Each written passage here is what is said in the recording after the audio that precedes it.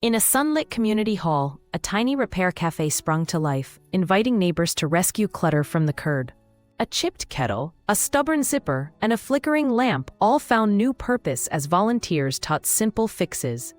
News spread of the night when a donated refrigerator was saved from the landfill, keeping groceries cold and carbon footprints smaller. Each fix unlocked stories of discarded treasures reborn, inspiring kids and elders alike to see repair as a daily act of care. EcoHackshorts USA captures this ripple effect, showing that small, skillful hands can redefine waste into value for a greener tomorrow.